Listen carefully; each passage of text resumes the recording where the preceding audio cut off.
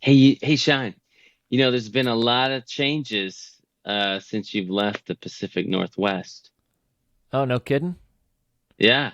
Yeah, the stationery store moved.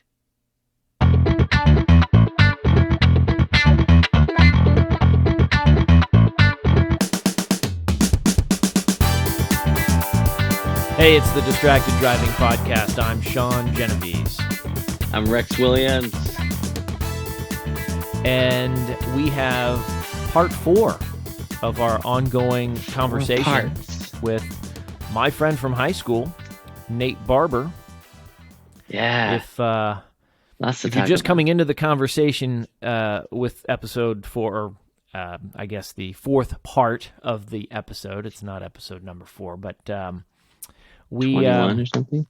we've covered a lot of ground so far, and there is a disclaimer. There are some audio issues with this episode, so bear with us. We know you don't have to tell us, but you can if you'd like, because we'll take any kind of engagement we can get.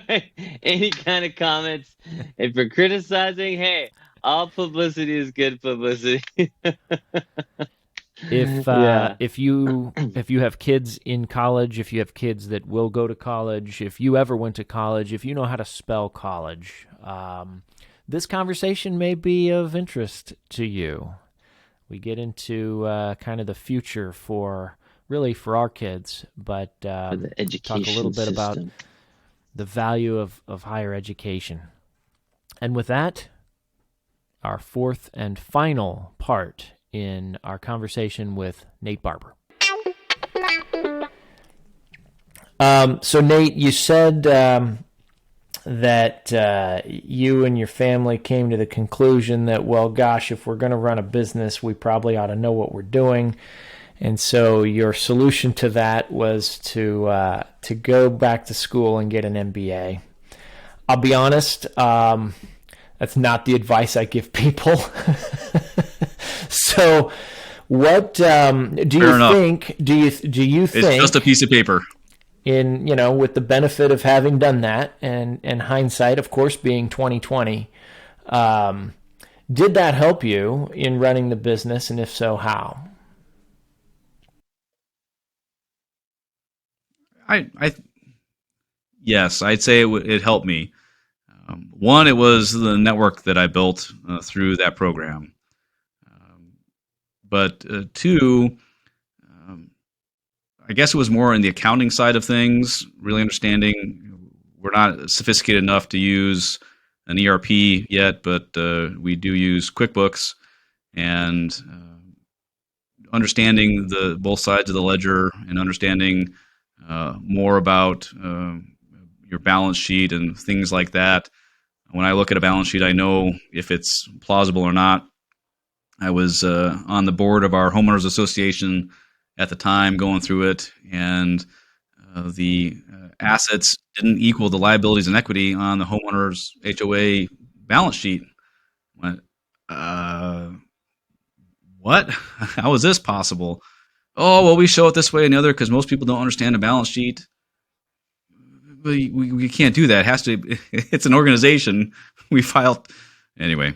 Learned a lot about that. When more than that, it's really helped me in my consulting because I can speak the lingo, and that's more than anything. When you can speak the same language as your clients, you're talking about the P&L, and you're talking about um, all the things that they're doing and EBITDA and blah blah blah. There's an acronym for everything, which engineers and accountants both love. Um, Being able to speak that lingo and not look bewildered when you're talking has really benefited me, I think, quite a bit. Would you go back and do it again? No, I already have an MBA. There's another Right. dad joke. Had I not an MBA, if I had not were in the same position again, yes, I would go back and do it again. The program I went through at UT San Antonio is a executive MBA program that was 21 months. So it was from fall through again to spring over the course of almost 2 years. And it was Friday afternoons and all day Saturday. It was every other week. And then in the summers, it was the same thing, but every week, because recognize that people are working. And there was not a requirement to have any kind, there were no prerequisites really, besides you've got, was it the MSAT? I don't remember the name of the test to get into it, but you had to take some test. You had to have decent enough grades and pass an interview. And at the time, it was a real bargain. I think it's now twice the cost of the program I went through. Everything is 14 years ago now. But yeah. No, I'd advocate. I got one too. Boeing paid for it. I was in the mode of learning and going to school, and it's good to learn and to be well-rounded and know those. But things, I also agree with the sentiment that it's not for everyone. I mean, why are you there? If you're there to learn, and it's like my 16-year-old, when he goes off, when he graduates high school, I do not require of them to go to college. I require of them to do something with their lives. Mm-hmm. And if they're not going to college or university or whatever to learn for themselves, to benefit themselves in their lives and career, they're just doing it because that's the thing you do. They're not going to get anything from it. I don't want to spend hundreds of thousands of dollars. I have 5 kids, so there's not any chance I'm getting out of this inexpensively. So why are you going? Totally, and that's, I think, the same advice to anybody trying to get an MBA. Are you trying to go just to have the 3 letters behind your name? Okay, you have a piece of paper. It doesn't mean you're any smarter. You don't have any better idea which end of the pencil is up. You just now have 3 more letters to put behind your name. That is not worth it. But if you're going because you really want to get this stuff and speak the lingo and be able to provide value, go do it. Yeah, and I think it totally depends. Going back to what Rex said, it depends on who's paying too, which is probably a whole nother conversation because I know that Boeing has a at least when I was there, they had a bad habit of having a really great educational reimbursement program and then not taking advantage of whatever value people did extract from a program. So then it was like, well, wait, why are you even, why are you paying for people to go do this if you don't have a mechanism for taking advantage of it? That's right. You're one of the most educated workforce ever. So that's what we got. Well, I had friends that took all kinds of degrees. I mean, we got PhDs and everything. But yeah, do we really utilize them? That's questionable. I agree. But at least they're there for a little while anyways. A lot of them left. Yeah, I mean, going back to what Nate said, it may have personally benefited you, and you may have gotten a lot of knowledge and experience out of the program. But is the company putting any of that to use? And I know in my case, I didn't get an MBA. I got a different master's degree, but from the same institution. It was up to me. I mean, I was the one who was making use of the knowledge that I gained. And it was coincidental to anything that the company was doing. Well, Nate, hopefully your children pick an economical path. Hopefully mine pick an economical path too. I'm sure they won't. Yeah, right? I'm sure they won't. Though the discussions we've had with them, we've already had these initial conversations so that when they get to this point, they're not surprised by it. But should they decide to go to school, our strong recommendation is go to a community college for the first 2 years to get the basics, the common coursework out of the way. And then go to the 4-year degree school, the more expensive school. You'll have the same degree in the end. It'll just cost, roughly half of what it might have cost otherwise. And I think there's a lot of benefit from that, especially if they go to a local community college.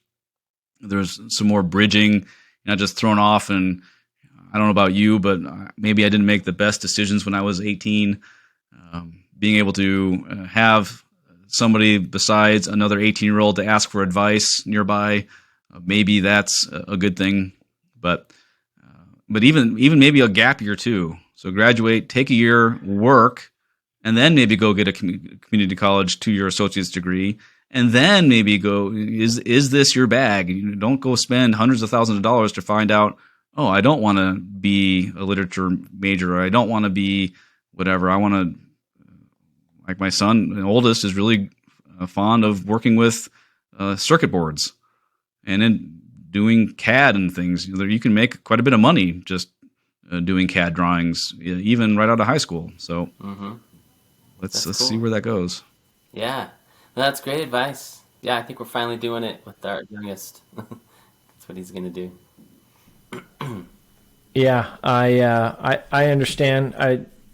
Because we're out of your comment resonates with me. I probably demonstrably did not make the best decisions when I was 18, as evidenced by the fact that I spent 4 years in a major I ultimately left. I was responsible for the portion of my academic class that made the top 99% possible.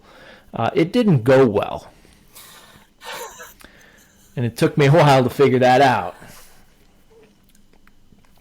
Do you think... well, you're human. Do you guys think, because all three of us obviously have multiple degrees, we probably had similar experiences in undergrad. I'm pretty sure Rex went straight to a 4-year university. Do you think that the academic climate has changed since we all went through that? Or is it just our perspectives now as parents? Define academic climate. Do you believe that? Let me ask the question in a different way. Should somebody have given you? Would that have been good advice for you to go to a community college first and then move on to finish off a degree, or even to take a year in between? I think it would have been a good advice for me. Yes. So I tell my kids, I want you to be better than me. And to that end, if I wouldn't give that advice to myself, I wouldn't want to give it to my kids in that same position, right? Unless it were better advice than I'd received myself. Well, and that's why I asked the question the way I did the first time, because maybe you believe that, and I won't even single you out. Maybe for all three of us, we believe collectively that, back then going to the 4-year university was a good idea from the start for a variety of reasons. There is something to be said about, I guess, building the community relationships sooner, having a different experience. But you could give them different advice to your kids because maybe something changed. I think I really don't know. I think it's different going through an engineering curriculum than it is going through a liberal arts curriculum. I think personally, Likely that there is a lot of indoctrination that has escalated since we were in school. But then again, I was not in a liberal arts course of study, so I guess I can't really compare accurately. Well, I will say this. Yeah, go ahead. I'm sorry, Rex. I keep talking over you. Well, I was going to say, I think things have changed just because of the whole online learning, and you can learn anything online. You can take your own classes. It's just the education situation is a little bit different now, I think. So I do agree. It is different. It is also like 3 times as expensive, and that's the bulk of my advice. Much less political and more fiscal. Is what's the return on investment? If you're going to spend now going beyond $200,000 for a degree, I mean, how much more do you have to be making to me, how long is it going to take to realize that kind of return? Personally, I don't like to make investments unless I'm going to get a 2-year payback. Right? Unless I'm going to the savings I'm going to get from making this investment, like solar. I haven't invested in solar yet because it would take me more than 2 years to pay it back. I was just about to say, and that's why I don't have solar panels on my house. That's funny. There's a reason we've known each other this long, Sean. Two minds alike. Two alike. Well, okay. It's the long and short of it is the dollars and cents. Yeah. And I think that legitimately has changed. I think we could look at the dollars and adjust them for whatever rate of inflation you want. The cost of higher education has definitely outpaced everything else. And I'm not looking forward to having to figure out what that looks like for us, but I got a couple of years to think about it. I'm going to go talk to Rex about it, I think. He's done it about 5 times now. Yep. Yeah. No, 3 times. 3, 5, 2 whatever. of them will graduate next year, and 1 will start in a couple of years. So, yeah. Congratulations. Very good. Yeah. So we're out of money, but whatever. That's day in, day out for me. And that's the end of our conversation with my friend Nate Barber. Yeah, wasn't that awesome? Such a great guy. That was a fun conversation. Really glad we got to talk to him, and we were able to get 4 episodes out of it, Yeah, again, apologies for some of the technical issues there, but I think it's still very listenable. If you missed any of it, if this is the first one you've come into, go back, check out the previous episodes. They're all on the Distracted Driving Podcast website. That's distracteddrivingpodcast.com. You can also get us on the Instagram at Distracted Driving Podcast. I think we have a Facebook page, Distracted Driving Podcast. I already said the website. There's a YouTube channel. Yeah. The easiest thing to do, though, you can go to your favorite podcasting platform, type it in there, or just go to distracteddrivingpodcast.com and you can find whatever you need to find there.